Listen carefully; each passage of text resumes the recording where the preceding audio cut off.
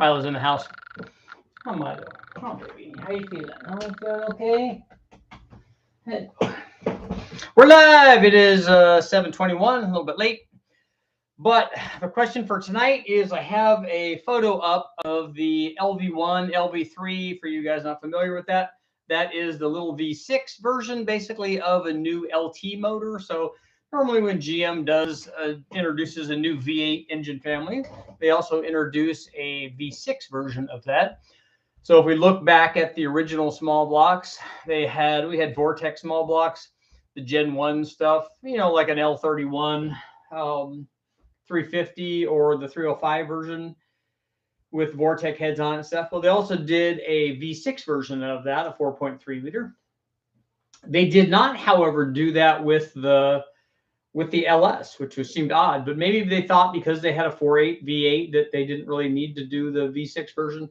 They had some other V6s that they did, but were not really LS versions, but they do have an LT version. So the LV1 and LV3 is essentially a smaller displacement LT motor, although unlike the 4.3 and the small block Chevy from back then, the 4.3 V6 was kind of like 3/4 of the 350 V8. Now the 4.3 liter LT motor, which is the same displacement, this LT version, the LV1 and LV3, the difference being, I think, displacement on demand or something, or variable cam timing or something. But there's no 350 version of the LT. So there's only the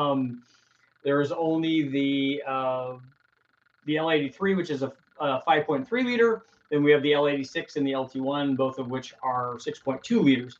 And then we have the 6.6 liter, the L8T or something. But there's no 350. So that V6 isn't directly 3/4 of any of those original displacements.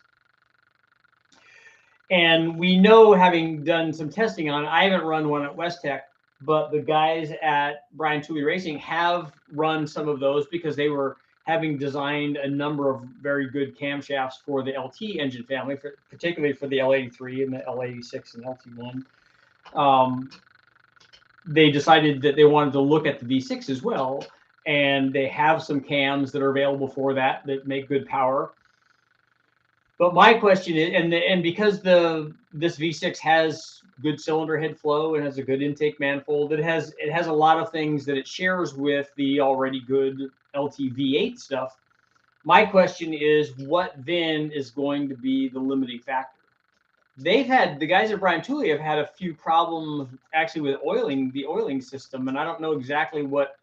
I haven't talked to Brian at length about it to find out, but they had a couple of, I think one or two of them, and these were junkyard motors, so we don't know what kind of condition that they were in, but I think that they had a problem with two of them. And he said that they were both oiling related, so I need to get some more information from him to find out what's going on there. But my question is, and if we take a look at the photo on the thumbnail, is does this particular crankshaft design, which is a split pin, is that going to limit the ultimate strength of this little V6? Because it's already like a 300 horsepower V6 to start out with, which is really good. So it's as good or better than the Atlas motor and the 4-valve Atlas motor, and certainly better than the older Vortex 4.3 liter V6s. And so it starts out and a lot better than the 3800 and those NA versions, which were 200 horsepower. And the same thing with the 4.3 liter Gen 1 small block deal. It was 200 horsepower instead of 300 like they are now. So it's a much better design. It has a lot of things going for it, like I said, with similar to the LT, because the LT is a fairly high specific output deal, rather than making 350 horsepower with an LM7 LS version of the 5.3. The L83 makes over 400, and it's better everywhere. It's better, So the LT, the direct injected LT motor, definitely is a step up from the LS in stock form. And as we've seen in modified form, they do very well also. They tend to be better than their LS brethren, which we would expect. This evolution of stuff, just like an LS is better than the Gen 1 small block stuff.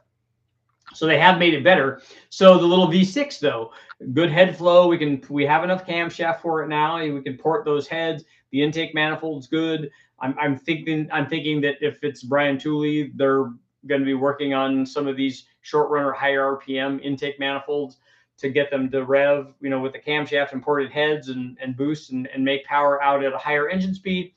But my question is, will that crankshaft ultimately limit the power in a way that it doesn't do that on the V8 crankshaft? So that's actually going to be our poll for tonight. So let me know what you guys think.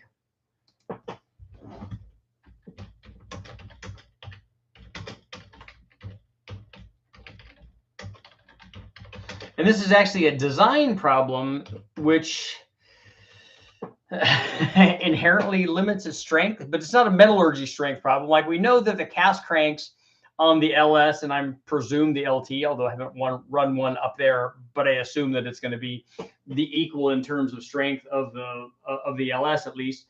So those things don't seem to limit any sort of reasonable power. I mean, we're not going to make 3,000 horsepower, but you can certainly make 1,000. And as we've shown on the Big Bang stuff in the LS, 1,500, so 1,500 with the stock crank. And the crank is almost never the problem on the stock stuff. When we break something, it's definitely going to be a rod or a piston normally, and not the crankshaft. I don't know how far we could take the crankshaft, but that's a fairly high specific output for a stock, essentially cast crank.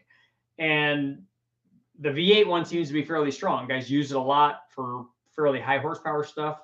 Lots of guys could use it at the 1,000 horsepower, and it would just keep going and going and going. I'm pretty sure lots of guys out there drag racing them at that power level. So can the V6 get 3/4 of the way there? And it'd be a little bit more than 3/4 of the way compared to a 5.3 liter, because they're basically 3/4 of the way to a 350. So could we see 1,000 horsepower, 4.3 liter V6s with a stock crankshaft? Maybe if we even put, let's say we put forged rods and forged pistons in it, would that crankshaft design ultimately limit the power?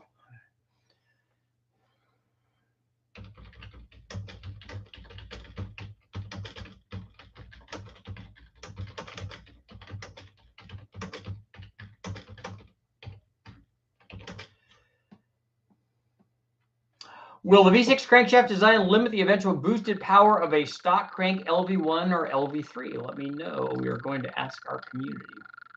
Let me know what you guys think. I'll be curious to see if you guys think that would be a limiting factor. I know that guys talk about that on the other 4.3 liter stuff. And I remember talking to Freiberger when he was when he did the original little V6. And he was talking about that being a concern with the power. I don't think that they were anywhere near it until they would have added boost to it, which I've run them with a turbo and run them with a centrifugal blower. And I think with a centrifugal blower, it's probably a little easier on it, but I don't know about I don't really know. I don't have a feel, having not done a lot of testing on those V6s. I don't know where the power limit is on that crankshaft design. So let me know what you guys think. We'll see how you guys are doing. People are in the house. Cords. Squirrels in the house. Birds. Birds. Admiral. Admiral. Captain. Corporal.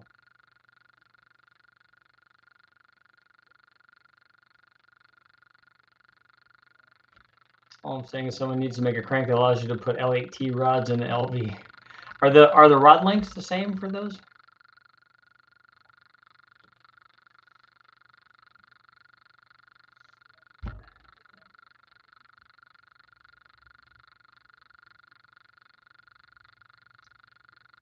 '62 Fairlane 500 is mine. Nice, way to go. Congratulations, Kevin. It's nice to have a running project.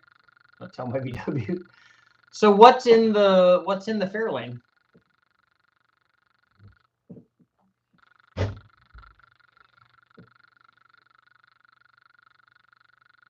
Rods before crank. I don't know. Does anybody know if that's an internally balanced motor?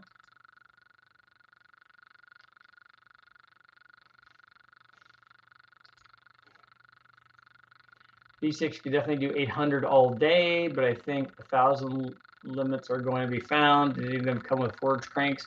I don't think that either the LV1 or the LV3 did.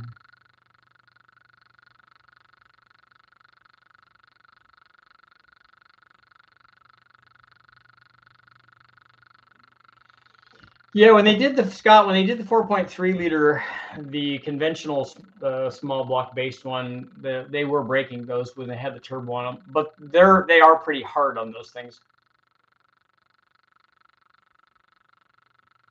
Michigan's in the house and Maryland's in the house. All the M's.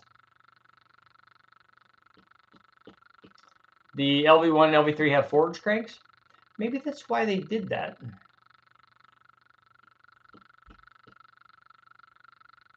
Yeah, Eric, if you look at the photo that I have up, you'll see what I'm talking about.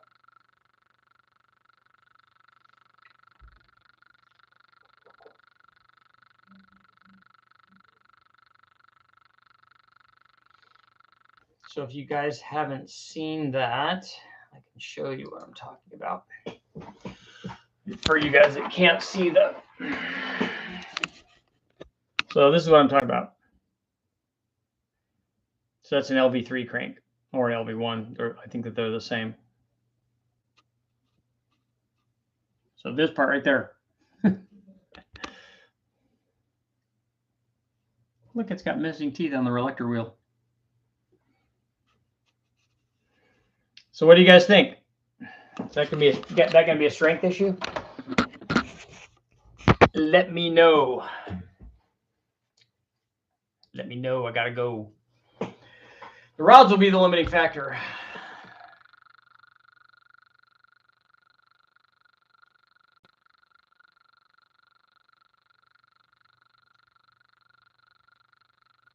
In off-road racing, there's a truck class that uses sealed LS525 engines and circle track. 525 is common. They both use tri-Y primaries in the 26 to 30 and 24 to 30 inch secondaries. Are they using them in the trucks because those headers package better?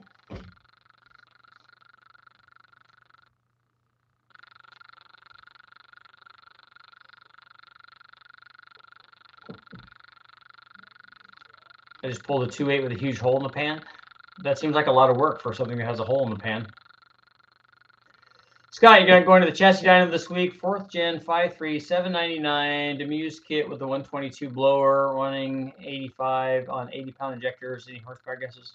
I'm going through a T56. Are you? I don't know what pulley and stuff that you're running on it. How much booster are you going to run and all that? What camshaft is in that? Have you tested an LFX V6? I have not.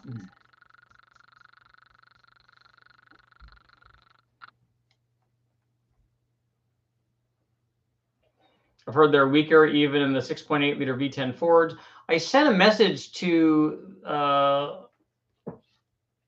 the guy that I talked to from Livernois. I talked to him at MPMC, so I sent him an email about V10 Ford stuff.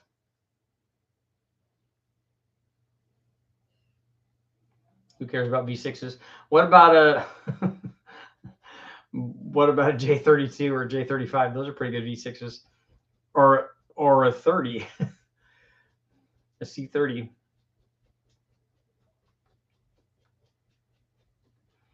It lowers cross-sectional area, so yes, that is where it will break. Is it enough to run 1,000 horsepower? I don't know either, because I don't know what the strength is right there.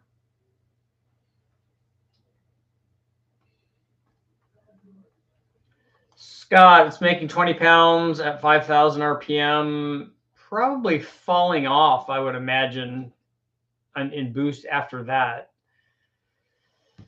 Floppy stage 2, 6 liters. It's going to be in the 5s. Does it have? Yeah, does it have stock heads on it?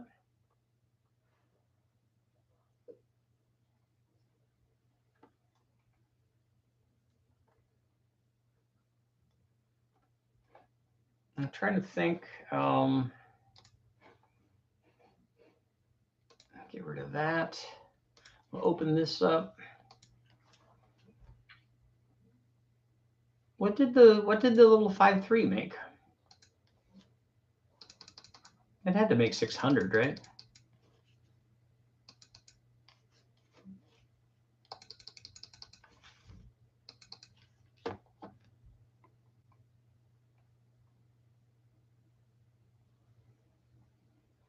Cadillac blower. L33 Ford blower test.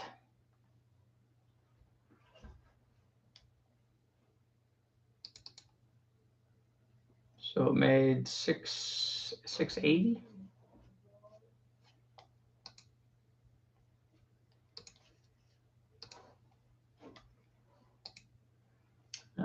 That looks like it's got something going on at the top, though. I wonder what that is.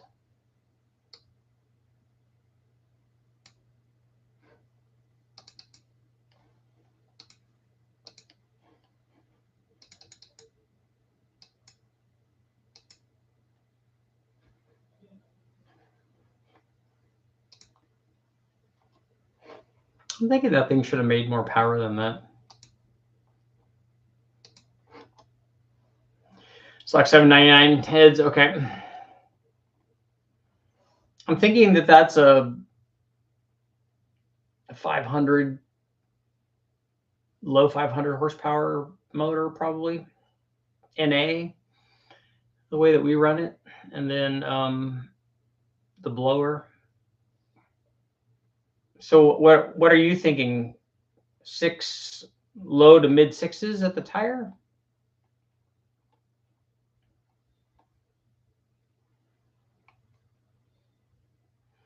So Admiral, you're already wanting to stroke one and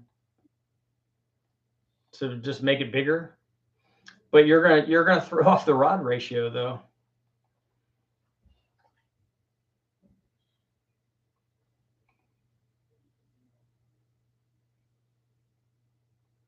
The 4.3, the balance shaft motor you're thinking of might be the earlier 4.3.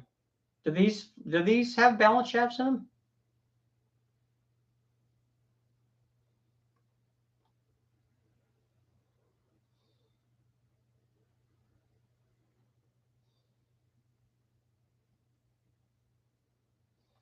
An LA3 with an L8T crankshaft is a 5.7 liter.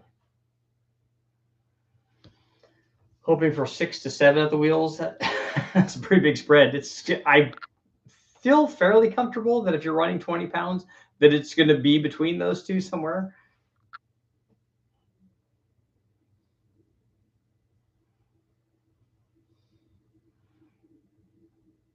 It looks like in the picture that only the center one is split, which I don't fully understand that.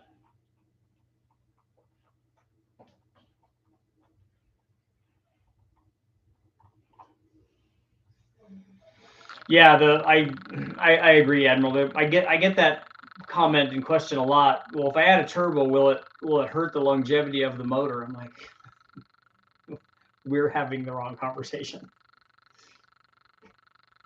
I want to have my motor be perfectly good and last forever, and I also want to double the power output. Probably not.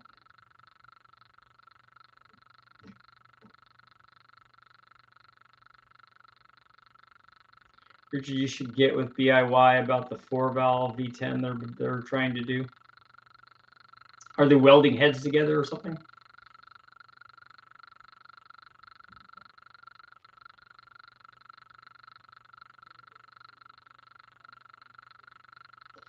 Off subject, but I hope you do a Magnum 360 or 318 chat soon and spread some information. I unfortunately don't have a lot of testing done on it yet, other than the preliminary stuff that I did way back with the Magnum on the intake manifold, the Kager mod and stuff that I did, but I haven't done a ton of stuff on the Dodge.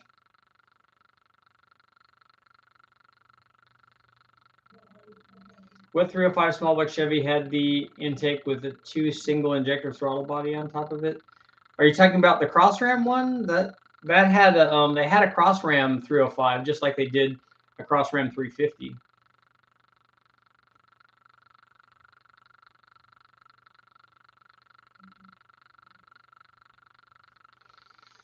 Yeah, I mean, if you're looking to get 200 or 300,000 miles out of the motor, you should just keep it stock. That's the best way to do it, and keep changing the oil and service it and maintain it, and it'll last a really long time, like the motor that I have in the truck. I saw that Cletus's Godzilla broke.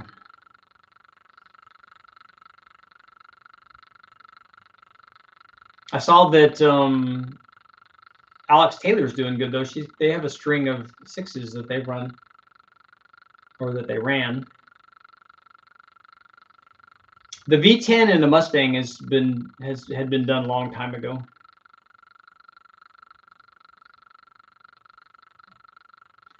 Have I ever built a Subaru? I have not. But the ring gap thing is the same for every motor. So if you're doing it, you put 6.5 thousandths or so per inch of bore, whatever. I don't know what the bore size is on a Subaru.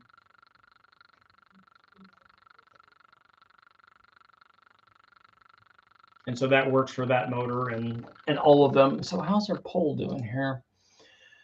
Will the V6 crankshaft design limit the eventual boosted power? 54% are saying yes, 46% are saying no. The OG 4-valve V10 Mustang was in a New Edge, a New Edge Mustang test mule.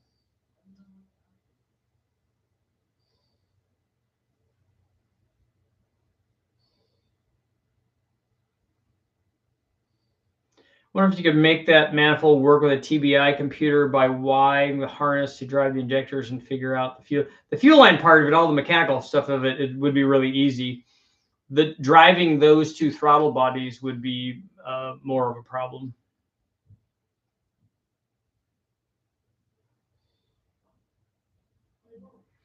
You know, never beef up a 221 V8. It's a Windsor, but 145 horsepower still means a lot.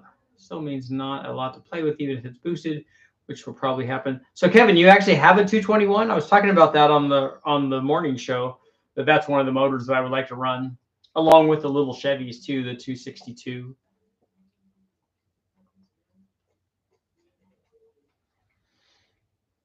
The 221 I'd like to run even more than the 260 because it's even weirder. Some guys know about the 260 primarily because it was a Mustang thing, but also because when Shelby first did the Cobra, it had a 260 in it, and then they switched over to when the 289 became available, and so it got a lot of press for that. But not a lot of guys know that there was a 221.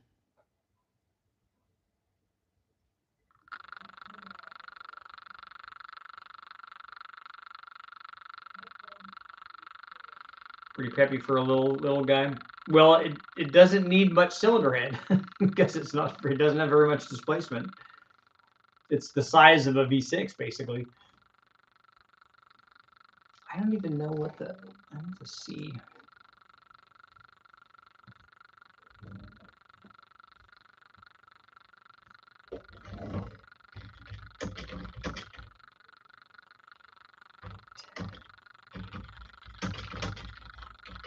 So I'm taking a look at what the bore and stroke. It's a 306 by 3750. Wow, that's a really small bore. Oh wait, let's see. Oh, that's a flathead. I don't want that.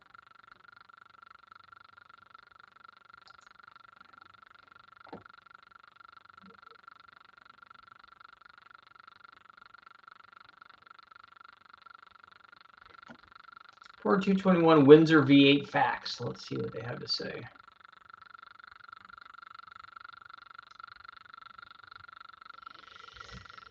A 3.5 by 287.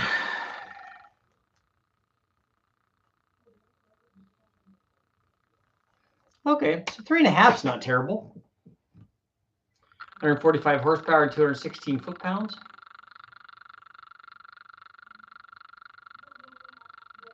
So getting almost any V8 like that to make 1 horsepower per cubic inch shouldn't be difficult at all.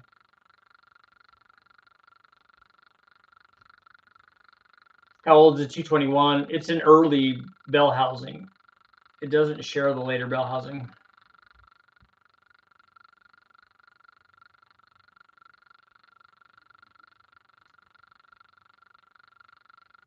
You had a 221 and a 66 Mustang? Did it originally come in that car?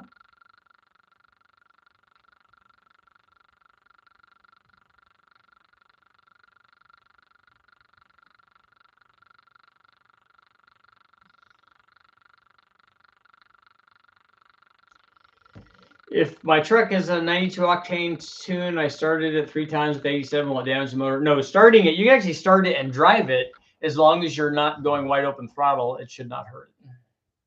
Well, starting it definitely won't hurt it.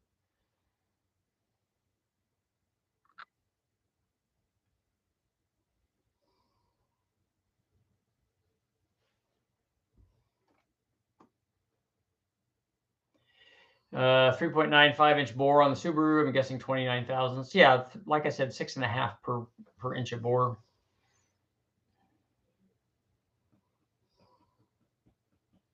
'62 and '63 were 5-bolt, and the early 289s were too. That's true.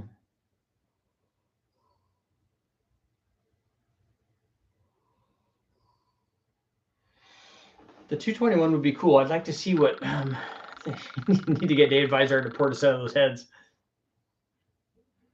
Or I wonder if we could do that. Put a set of 165 airflow research heads on it, but with small valves in it. I wonder if we could move the valves, make them smaller, and move them inward, move them towards each other. Richard, you recommend the 6.5 thousandths per inch of bore on all rings, the top and the bottom ring, just not the oil ring.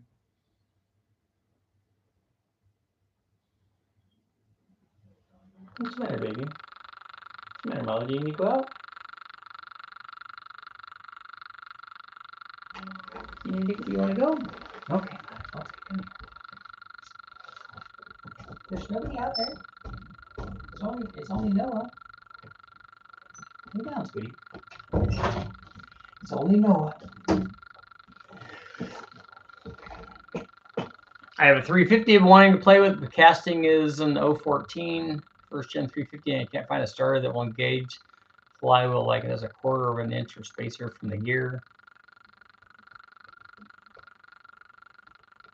You should be able to find out what that block casting number is or what year it is. $155, $137. The 221's got to have really small valves in it.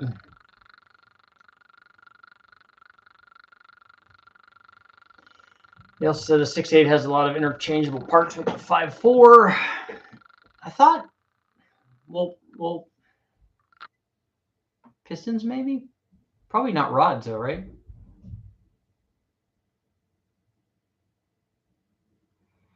Richard, do you think running 87 octane in a 3.5 EcoBoost contributes to intake valve carbon buildup with direct injection? I don't think that the octane does that. I think just having it be a direct injected motor.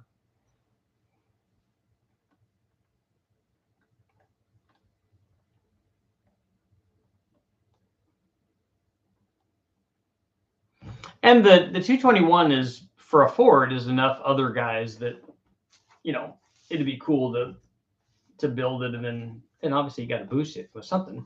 Like if you really wanted to do it, you would do it with like an old Paxton supercharger, because that would have kind of been period correct.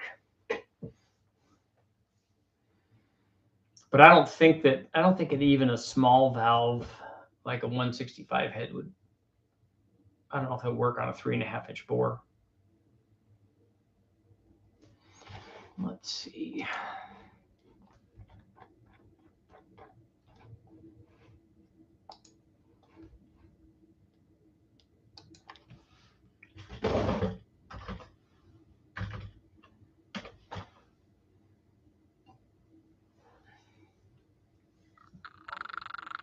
So they just changed the bore on all that stuff then.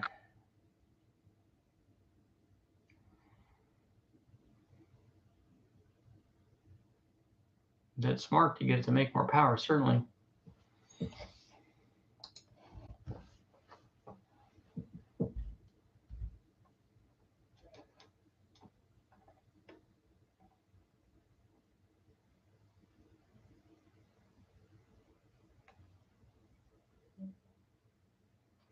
I have a 1,000 horsepower twin turbo LV3, 7,400 RPM max, 4,000 miles last year, and just pulled the engine to check the crank.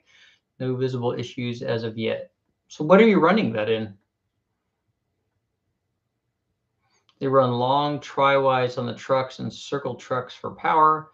The trucks have to run turbo 400s and have 5,000, 5,200 RPM stalls.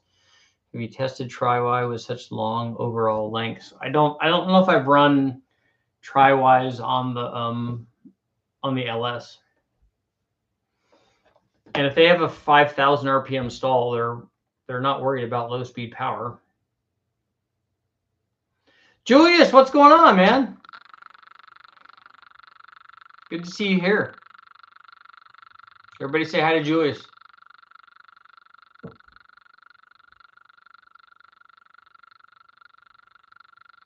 Eric, I don't think the rods would be the same for the V10 and the V8, right?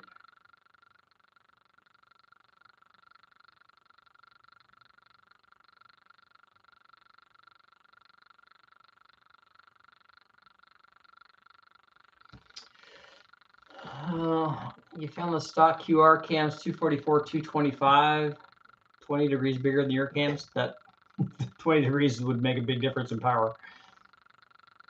They always put the smaller camshafts on those turbo motors. I don't know why they do that. I mean, I do know why they do that, because the turbo makes the power that they're trying to make. And idle's better. And they put turbo cams in them. Or should I say they put cams that make less power in them.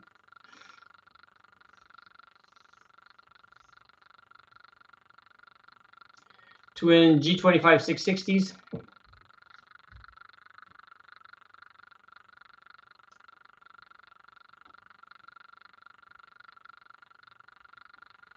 $825 wheel horsepower at 21 pounds.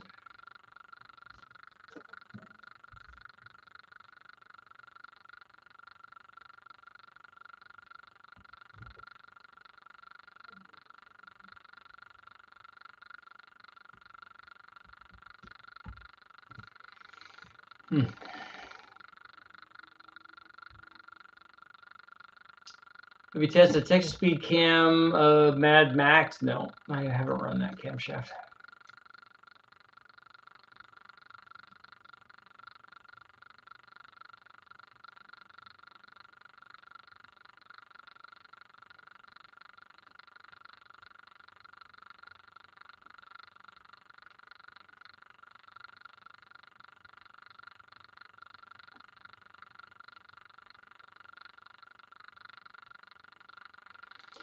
Yeah, Julius, man, I hope you're doing well. Well, you're here, so that's a good start.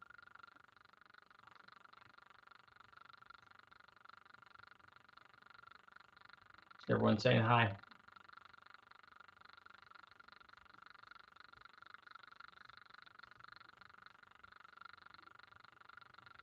Any intake recommendations for a Ford 3.8 liter V6? I doubt that there would be any aftermarket deals for that, right?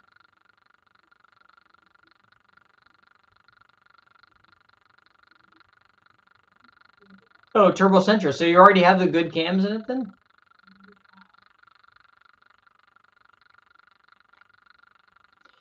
Yeah, Steve, a V19 is probably not going to run very well.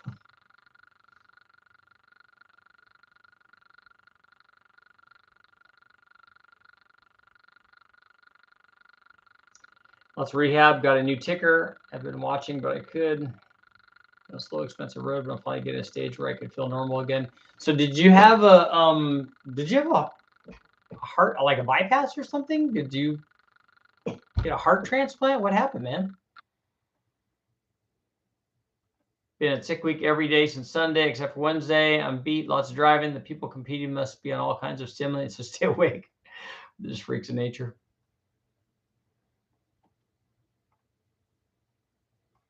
Richard, in a pickup application, would I be better off going the 5.7 or a 4.8? A 4.8 probably would give you a little better fuel mileage, but the 5.7 is definitely going to have more torque and would be funner to drive. The Windstar intake is supposed to be the best for the Ford 3.8, so somebody's recommending that for you.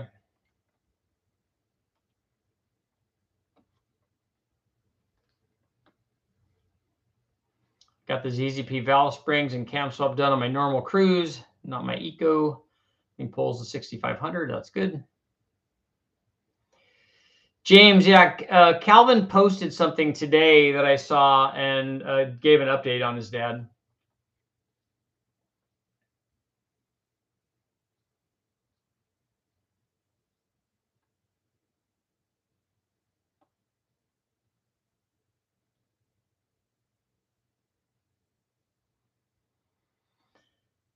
blue collar hot rods I've been running, and sick week and I'm worn out.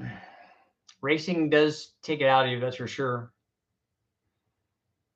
I think Calvin posted on one of the social media things. It was either Facebook or Instagram.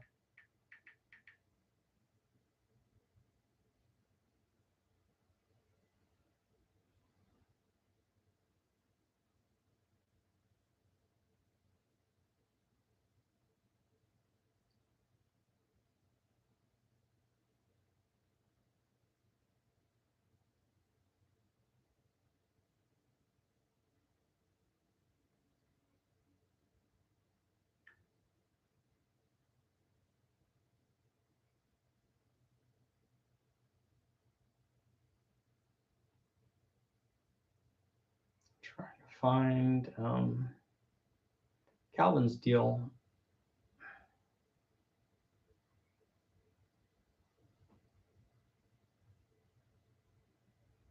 Trying to see if it was in. I'm looking at Facebook right now. Maybe it was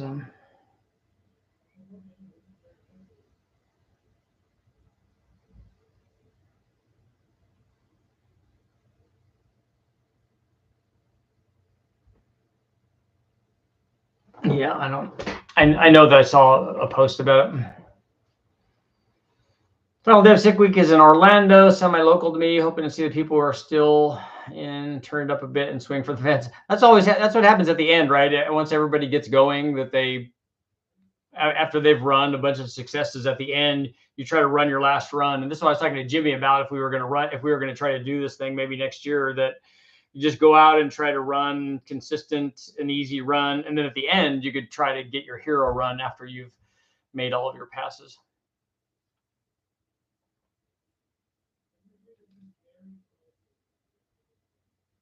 So Randy, you want to de-stroke it to put the offset crank pins closer together?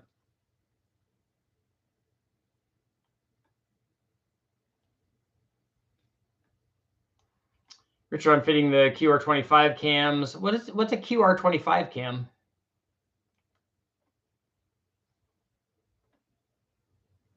A heart transplant, man. That's a serious deal. Dude, congrats on still being here. It's not that doesn't work for everybody. Can you do a video with a Ford supercharger on LS408? What do you mean Ford supercharger? Like the Demuse one that we did?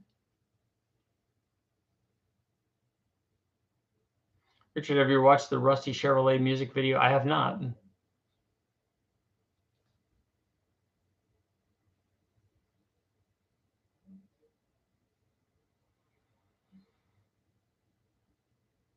The only thing that would happen with more displacement is the boost comes down. I'm an 87 E50 with a 5-wiener in it. I have access to a 5.4 Triton and an F-150. The truck is complete and running. I'm better off swapping the 5.4 into the van or just putting a 347 into it. If the truck already has a 5.4 and it's running, why don't you just drive the truck around?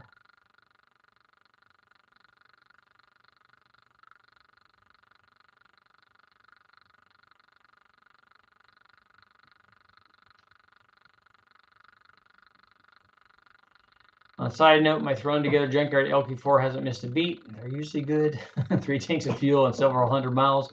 However, the 8.6 rear in my truck is howling away. It's the SER 2.5 liter that has aftermarket support. Well, the SER is the darling, right?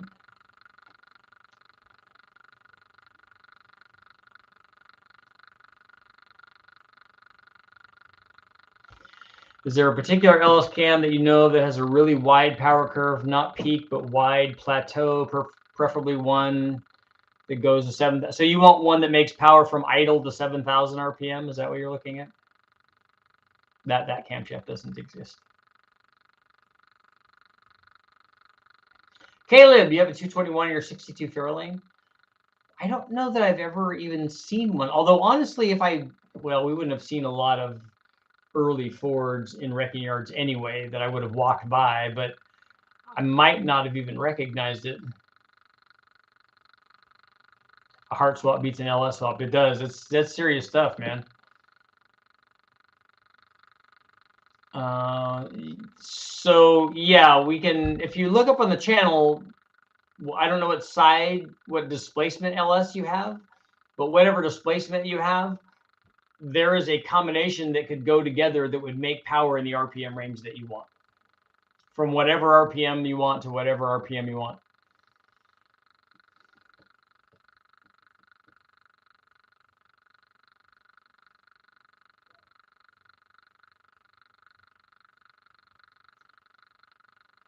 Body shop plus it's a weird 7-lug version. Plus my wife likes the van better.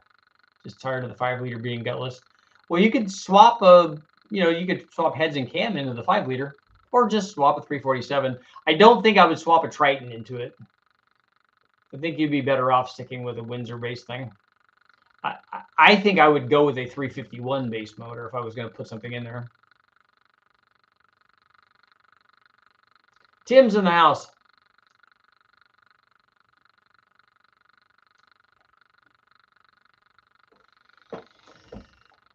So 53% are saying yes. The crankshaft design we think might be limiting.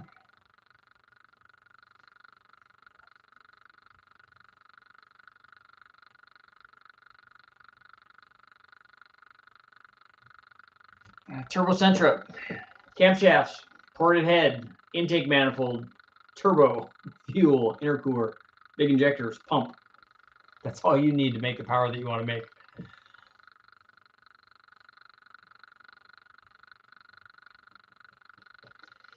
Blue collar. That's a good sentiment there. That's a good description. Carroll Shelby lived 22 years after a transplant, and he raced taking nitroglycerin pills.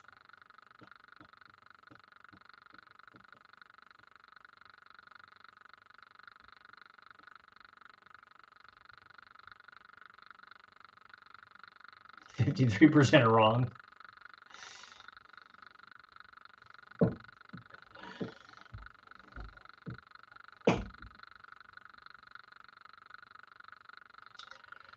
Caleb, I got to brag to you. Well, you are bragging. I just picked up a 70 Boss 302 block. Oh, I thought you were. I thought it was the whole car. The block is awesome too. I mean, those are really hard to find, and it's hard to find any Boss blocks that don't have a broken sleeve or have kicked a rod out or something. Because usually guys are getting pretty racy in those with a lot of RPM, and when they break big, and so a lot of times it's a whole repair job. But a Boss block is a really good score. Like to put a 351 in my 98 E150 van. Get rid of the 4.2 liter. That would be a big change.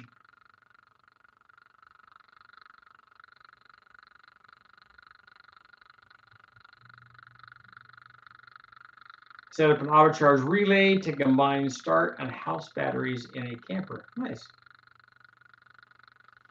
Only need 2 of them, ported head and cams. Okay. We're actually going to talk about the LV crank. We did that at the beginning. We did that like 30 minutes ago.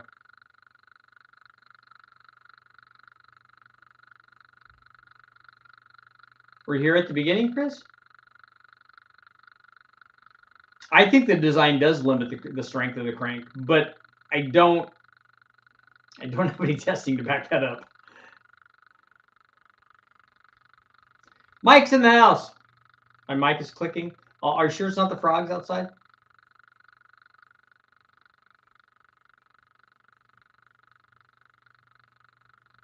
James, Turbo Trailblazer SS together, got a bad stock bottom end as the oil pressure dropped and the metal was found in the pan. Man, you're not having good luck. The Julius de Nova is going good. The gentleman that won it, his name is Oliver. He's on here occasionally. He was here today and earlier today and yesterday. He did a turbo diesel in it and did the burnout like he was supposed to, so he won the car. Now he's taken that out. I've been over to his shop. He actually helped me with my truck, and he has put a modified L69 305 small block V8 in it now, and a different transmission also. Got a boss block video coming, trying to get 1,000 horsepower. That would be good. I don't think I've run a boss block, but I did run an old A4 block, which was a Ford Racing one. 10.5 to 1 compression 496. I want to put nitrous on it. That's not a problem. I think a dedicated fuel system with 112 for the nitrous only would be enough. I don't know that. People ask me about that a lot, and I've never tried that. When we run nitrous on it, we run good fuel in it. But I guess that should work.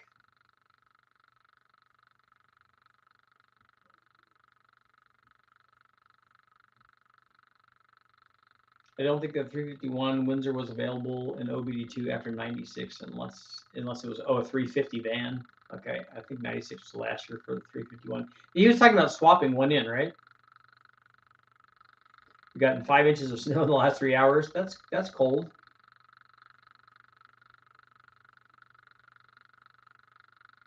Terry, you missed the Quadrajet talk earlier. Yep. Quadrajets are cool. Sounds like plastic jumping teeth. I don't know what that is. Maybe I thought it was maybe the computer down here, but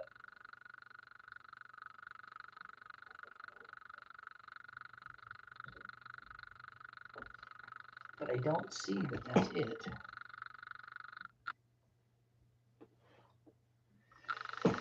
I don't know.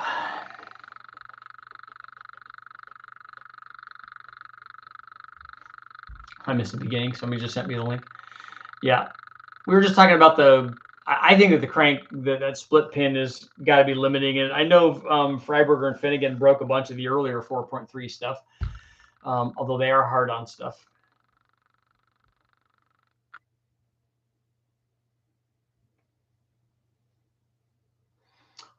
I picked the right crank or picked the right mic for this. This mic shouldn't have a problem unless it's not getting loose, right? No, it should be all good. Before it was the autofocusing on the camera, and it didn't like that.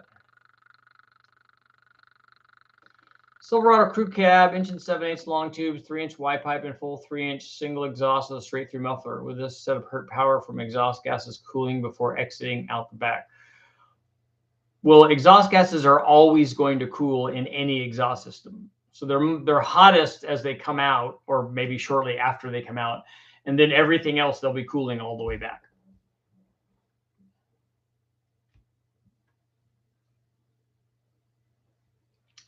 Christian, I don't know what you mean by the word thoughts. I don't know what question that is.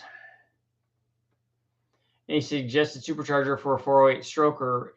Yeah, the supercharger that I would suggest would be after I asked you how much power you want to make.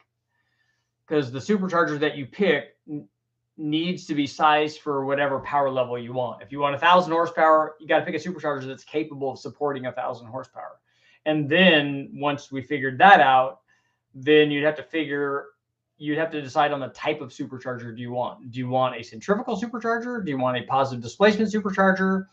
And then if it's a centrifugal, we'd figure out what manufacturer you want. Do you want a Vortec or a ProCharger? And then if it's a positive displacement blower, do you want a twin screw or do you want a roots blower? And then maybe price would come in there too. So there's a few decisions that you'd need to make on that. I'm tossed up since the crank is forged. I think it's going to be rods first, but I think 1,000 horsepower is achievable.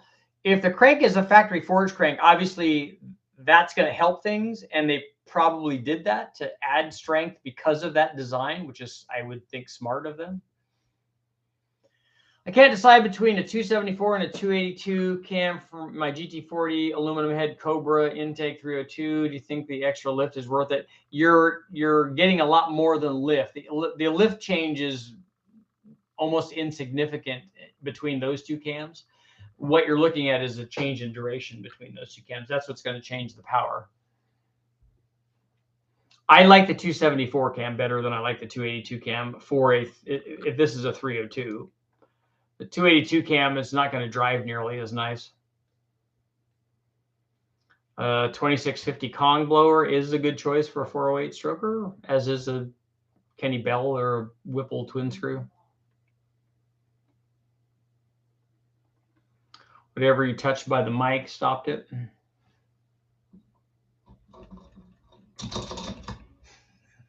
How's that? It's back.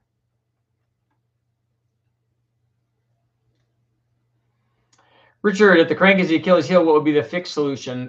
Would be to put a V8 in instead of the V6, I think. I don't know if somebody's going to have a crank solution for that, especially if it's already a forged crank. I don't know what they would do to change that. Julius, on the 302 stuff, does anyone out there know if the American 351 Cleveland block is the same as the Australian one? If so, a cheap crank and rod from a factory 302 Cleveland would be a cool thing up here in the US. I don't know if your 302 block is the same as the 351. I don't know what the deck height is on the 302 block. And I don't know on the Australian stuff. Maybe Dean, if he was here, he might know what the deck height is, and then what the rod length, and then what the journal diameters are for the crankshaft on those.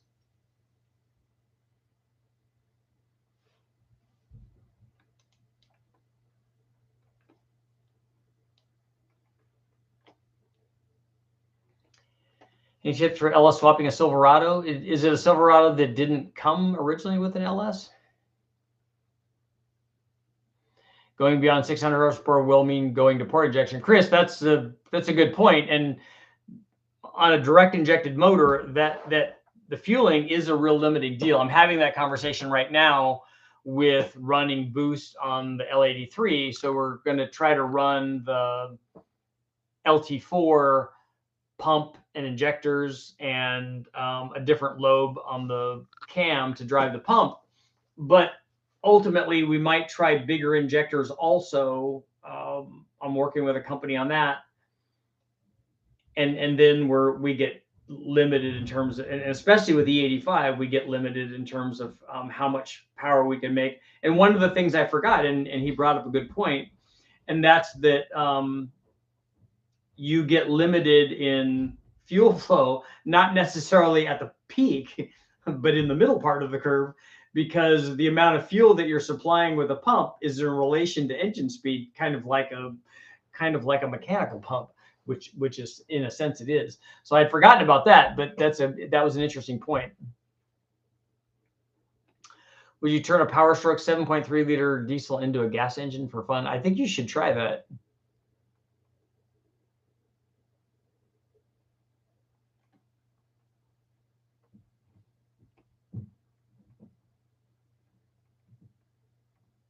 Where did the crank Freiberger broke? I don't know. I don't know if it was on the drive or if it was in the split pin. I didn't ever see any of the carnage.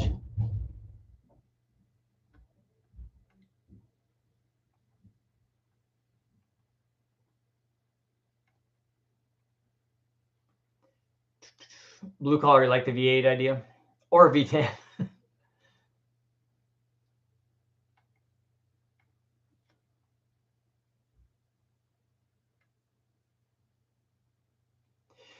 Yeah, Cool Whip. You'll be much happier driving the 274 than you will be the 282. Someone's telling me I could make 400 horsepower with a 282. Are the heads that you have ported? Because with GT40 heads, even aluminum heads, 400 horsepower is pretty tall order.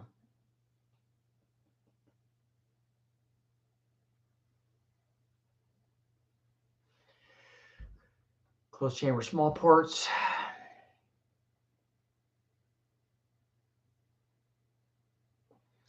Slaw, 799 heads, flat tops, valve reliefs, 6 liter board 30 over is the static compression at 11 to 1. I don't know. You put that, you have to go to Wallace Racing and plug in all your information. You'll find out. Can't have pie without Cool Whip. Nice. I like it.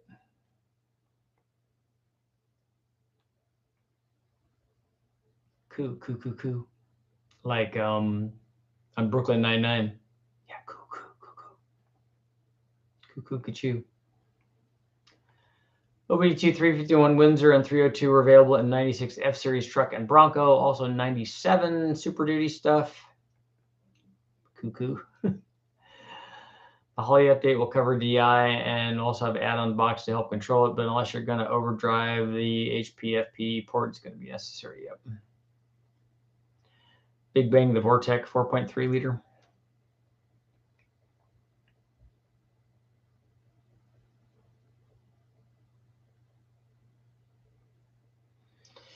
Yeah, Chris, I mean, ultimately, port injection would be how we'd have to go to make any power.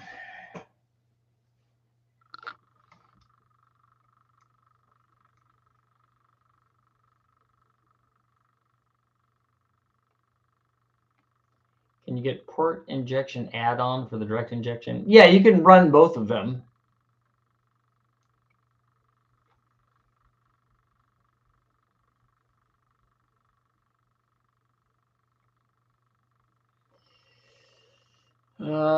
You want 900 at the wheels.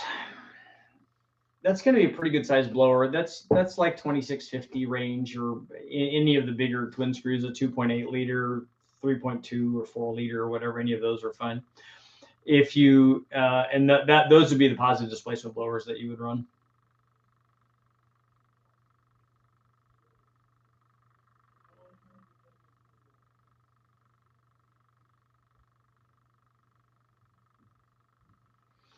'62 Fairlane is a baby brother to the Galaxies of the '60s. I like the Fairlanes. Sanchez has one. He's wanting to put a bunch of different motors in it.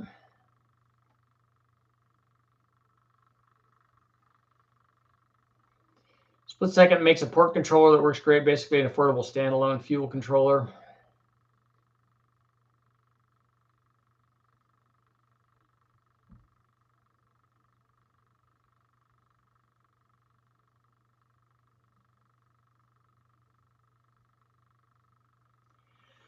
The 302 Cleveland is the same block as our 351 or 351 Cleveland. Okay, and so it's a standard deck height. It's a factory D-stroke design. So is it a 3-inch stroke then? Uses 351 pistons, but shorter rods. It shouldn't use a shorter rod than a 351, right? A shorter crank throw. So if you made unless you change the pin height, the rod's got to be longer if the crank is shorter, if the throw is shorter. And isn't that 302 Cleveland, doesn't that use a 2V head on it and not a 4V head?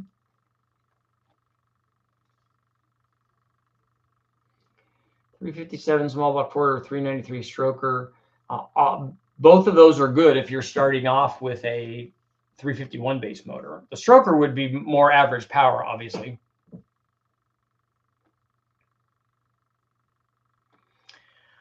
How much did an E7 head make on the 390? On the 392 or 3, yeah, I think it was in the 380s or 390s or something.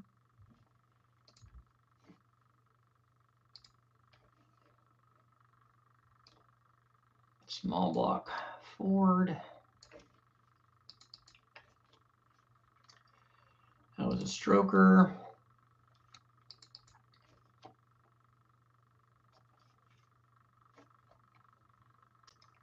Let's see. Head test. Final stock. Made 387 horsepower at a whopping 5,000 RPM. And that was with an XR286, which is a solid roller cam, 1 3/4 headers, a 950 Holly, a Victor Jr. intake manifold, and the stock heads limited it dramatically. And then when we put on any other kind of cylinder head, let's see. So it went from 387 to 555 with an airflow head. So picked up a lot with a cylinder head.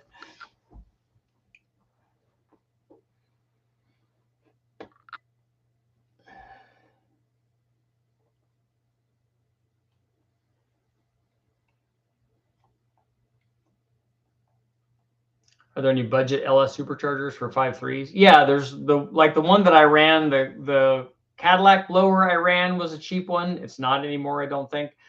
You used to be able to buy those for $300, and then you can get the 5.4 and 5.8 Shelby blowers with the Tom DeMuse adapter deal. I also ran the Ford Racing blower with that. Maybe you could also get the 0304 Cobra blowers to work on that.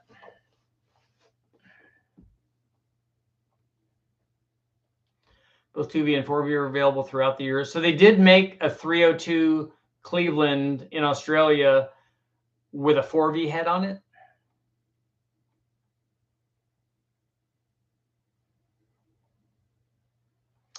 Did you see the LV3 dyno test by Scogny Dickey Part Center? They put on an LS3 intake manifold and blocked off 2 of the intake ports in order to run port injection on the LV3. How did they get the intake manifold to mate up to the LV3? Because an LS3 port is not going to be the same as an LV3. Did they have adapters or something?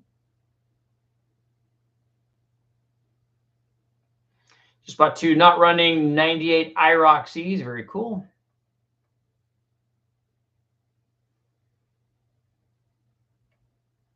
Everyone wanting 1,000 wheel horsepower should invest in a transmission. 1,000 horsepower transmission is really expensive.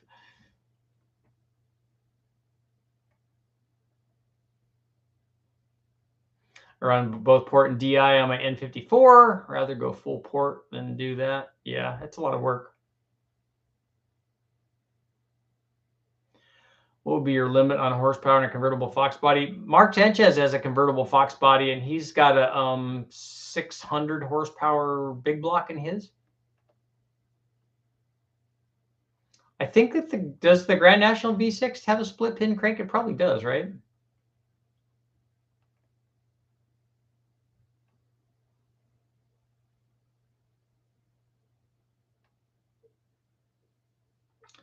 International, there's no way that I ran the combination that you're talking about, a 94 454, which is going to be a Gen 5, like throttle body injected 454 with 67 375 horse 396 head. So that'd be like a 219 rec port, 120 cc chamber, big valve head with a 512 lift cam. I also don't know what the duration is on the cam because that's really going to tell me how much power you're going to make. It's not going to be a lot with that camshaft if it's 512 lift.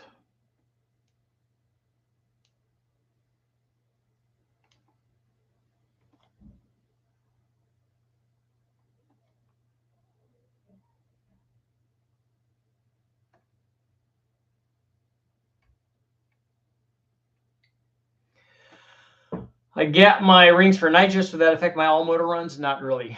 The ring gap seems to have very little effect on power.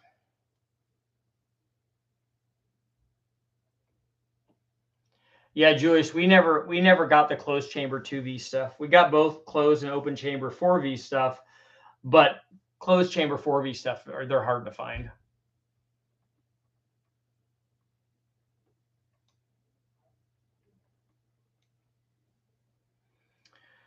Got a good deal on a set of 340X heads. Oh, those are good. Those are good to have. I mean, they don't make a lot of power, but they are good heads to have because they're very desirable.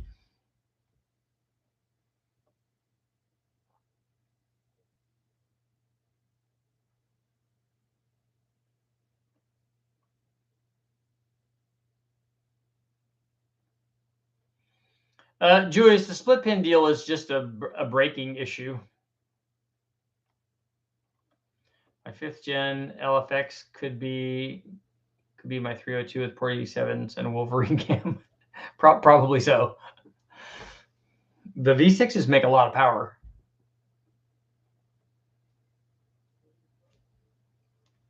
So we'll go ahead and close out our poll. I just was looking at that photo that Brian had sent me of that crankshaft, and it made me think. Let me find the cam card. It came from Comp Cams. By the way, not running injection, just a 750 double pumper. So is it a dual plane intake manifold also? Richard, have you heard of Mopar Zeus heads for the Hemis? I haven't. I'm not that up on Hemis. I don't know what point it'll break the split pin crank. We were just talking about theoretical absolutes. 700, it'll break it at 751 horsepower.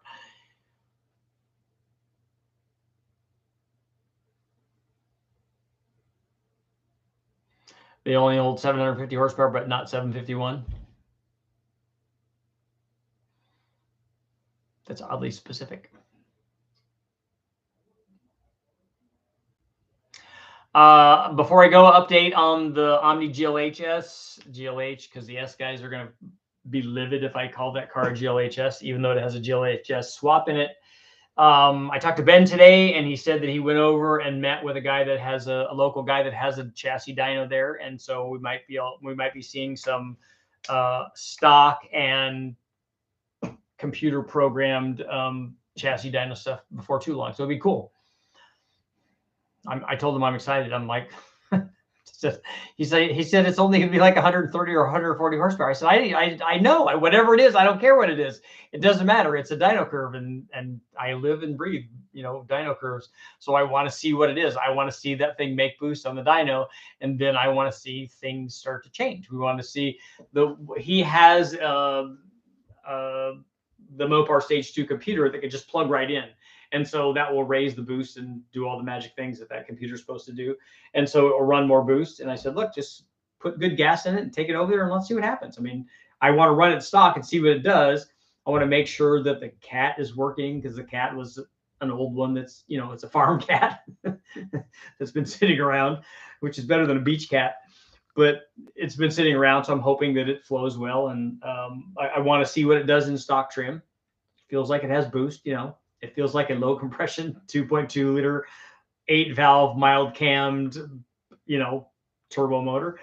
And I don't even think he had the timing and stuff set when I drove it. So, and I wasn't racing it around anyways, because I just wanted to make sure that it ran. So I'm excited about it. I'm excited about seeing some dyno numbers on it and seeing what it is. And I'm excited about getting it back, because now we're getting into February. We're going to start getting into warmer months. So like, March and April, I'd like to get that thing back and be driving it around. It'd be cool.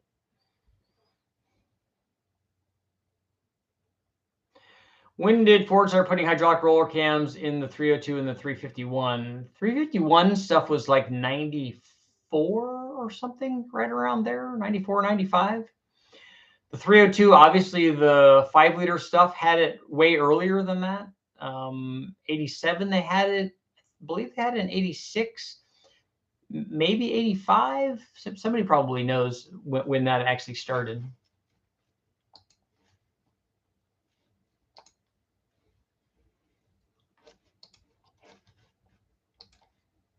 I can't remember. It's been a long time.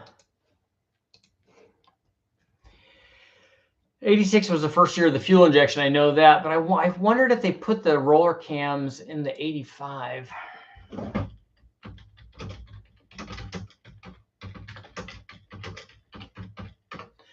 First year of roller cam 5-liter, 1985. I was right.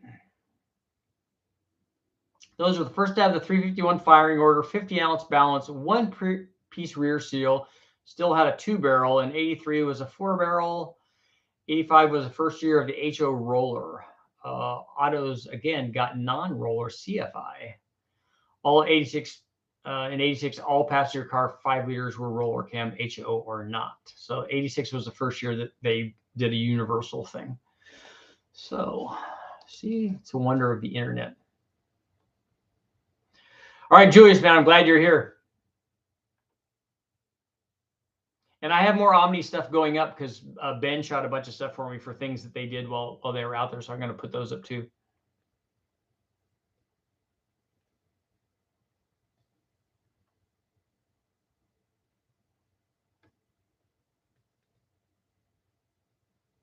Older 4.3 motors had odd fire forged crank option available aftermarket. I swapped out the Dodge 2.2 distributor for a Mallory Unilite mechanical advance and a downdraft Weber 2-barrel. Cool. Calvin wasn't driving the car. Calvin's dad was. I was wondering about grafting a different distributor top onto or machining a different distributor basically to work in there. But I think that we'll be able to work out what we need to work out. And on that note, it is time to go. Thank you guys all for showing up, as always. And I'll keep working, and I'll be back in the morning.